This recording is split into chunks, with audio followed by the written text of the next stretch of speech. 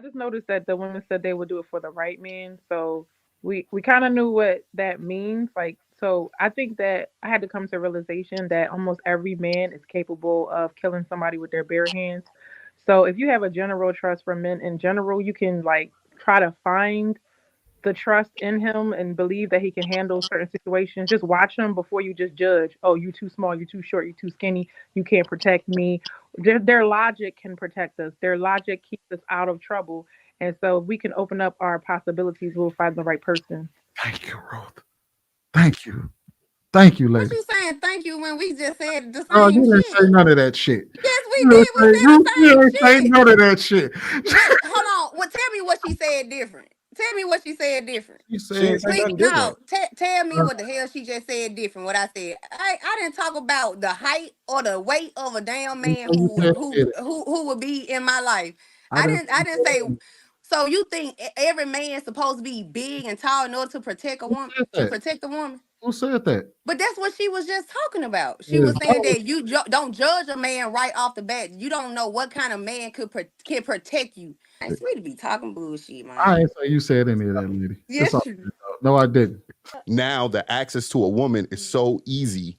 I think that's a Yeah, problem. with more power comes more responsibility. That's how it always goes. You know what I mean? They control the access to sex and to pregnancy and having babies and all that. So if you got that power, you're gonna be held more responsible. But that's why I was 50-50 on it, because Mhm. I think the big difference with Western women is they're just more honest, There you go. Right. right? That was literally what I was gonna say. In West Africa, for instance, there are a lot of kids who they think is their daddy isn't actually their daddy. That shit out here too. Yeah. They don't have the technology to do the DNA test and stuff like that.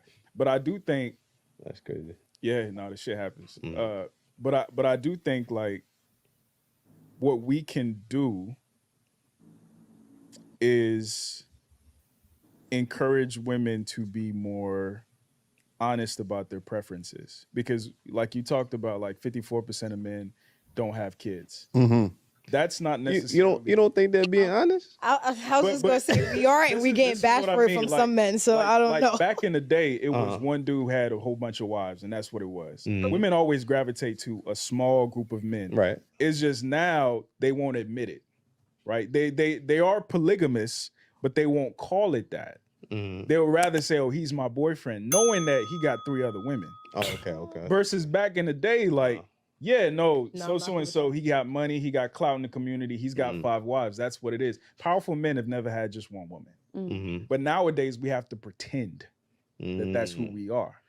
The crazy thing I don't think you're diving into is that the fact that even though all this stuff was happening, it was still a sense of respect of, not just having babies with everybody. Yeah. I think this shit is like spreading like COVID. You know what I'm saying? Every time you look at somebody. That's the thing. They're not having babies with anybody. They still having babies with a select group of men. It's just that selection isn't based on quality anymore. Back then it used to be, And that's exactly what I'm saying. Yeah, definitely. Yeah. It's just the way that they're vetting men these days. It seems They're not. They still I are, love but how they're it's talking based, like there's no it's way. based Like, I'm just waiting. I'm just it's waiting. based on the wrong curriculum. Yeah. Like back then, it was his social standing. It was his projection in life, his economic value. If he was royalty, whatever the case may be. Now it's, oh, he the local drug dealer. Oh, he tall. He got potential. All kinds of bullshit. So that's the problem. It's not that a select group of men are having access. That's not new. It's who those select group of men are, because unfortunately, what I've been telling women is who you incentivize the procreation is who you're going to see more of. But in that honesty that you called it, right?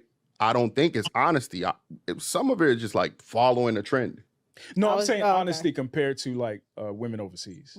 Right. Like, just being unabashedly, I'm a hoe and I'm proud and shit like that. That's what I'm talking about. But that's follow. I don't take that as. I just I can't take that as saying honesty. that the women on overseas want to.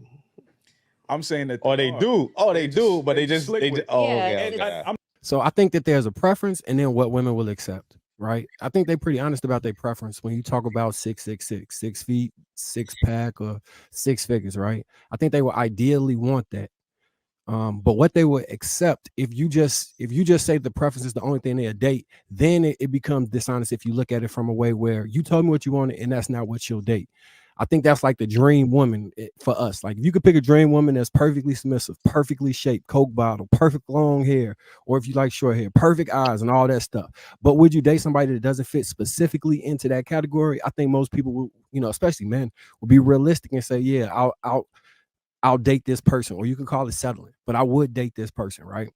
When we look at social media, most people are describing a very small group of men, and kind of a small group of women too, when they think about the look archetype and the body archetype.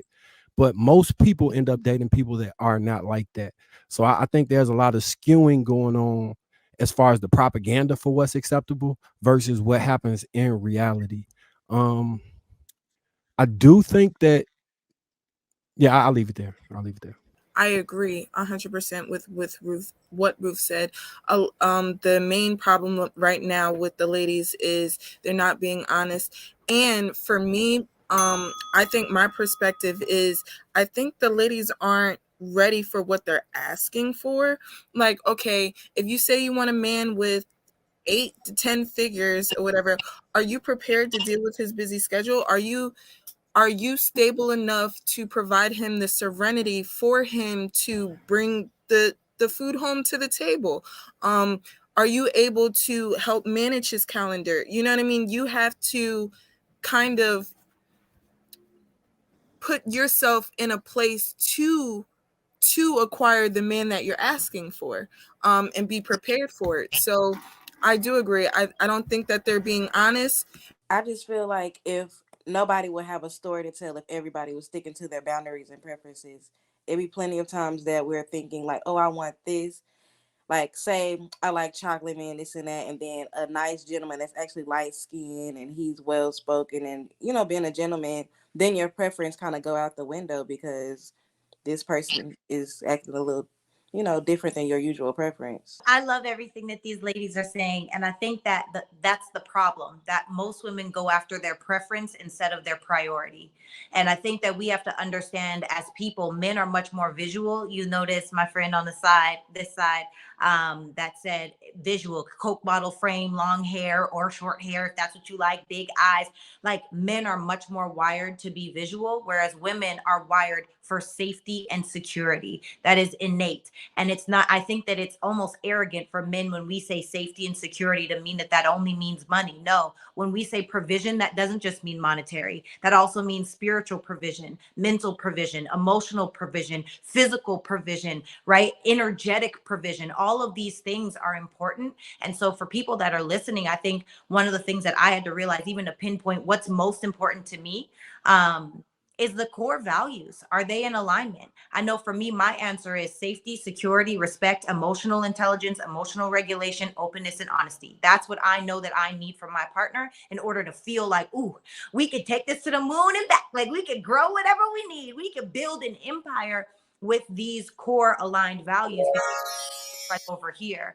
And I feel like when we get into a space where all we're thinking about is 6 feet, what is 6 feet gonna have to do with actually how you raise my children? You might give me tall kids, or tall boys, hopefully one day, but if it's got to be more than that. And again, this goes back to that divisive societal norms that shouldn't be normal. We're looking for the wrong thing. It's not about preference, it's about priority. What is the most important to you? What do you need out of your partner?